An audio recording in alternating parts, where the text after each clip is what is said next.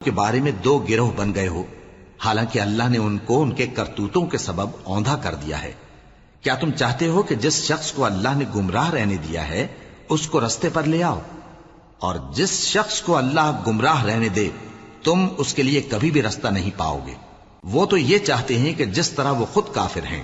اسی طرح تم بھی کافر ہو کر سب برابر ہو جاؤ۔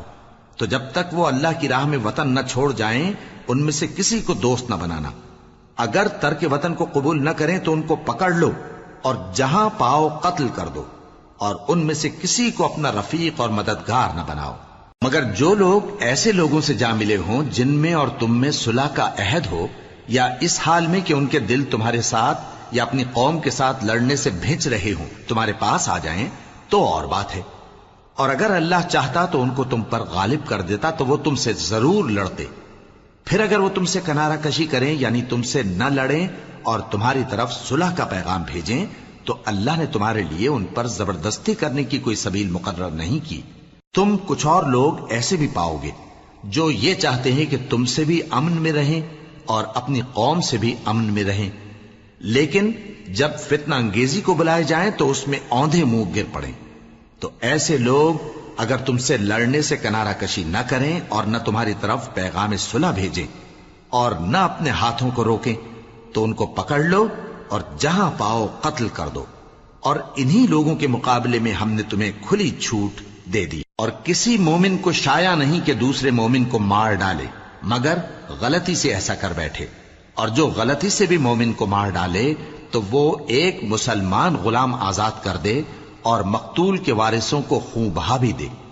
مگر یہ کہ وہ معاف کر دیں۔ پھر اگر مقتول تمہارے دشمنوں کی جماعت میں سے ہو اور وہ خود مومن ہو تو صرف ایک مسلمان غلام آزاد کرنا چاہیے، اور اگر مقتول ایسے لوگوں میں سے ہو جن میں اور تم میں صلح کا عہد ہو تو وارثان مقتول کو خون بہا دینا اور ایک مسلمان غلام آزاد کرنا چاہیے، اور جس کو یہ میسر نہ ہو وہ متواتر 2 مہینے کے روزے رکھے۔ یہ کفارہ اللہ کی طرف سے قبول توبہ کے لیے ہے، اور اللہ سب کچھ جانتا ہے، بڑی حکمت والا ہے۔ اور جو شخص کسی مسلمان کو قصدن مار ڈالے گا تو اس کی سزا دوزخ ہے جس میں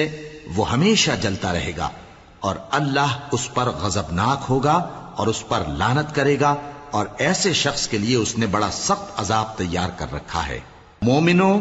جب تم اللہ کی راہ میں باہر نکلا کرو تو تحقیق سے کام لیا کرو، اور جو شخص تم کو سلام کرے اس سے یہ نہ کہو کہ تم مومن نہیں ہو، کہ اس سے تمہاری غرض یہ ہو کہ دنیا کی زندگی کا فائدہ حاصل کرو۔ سو اللہ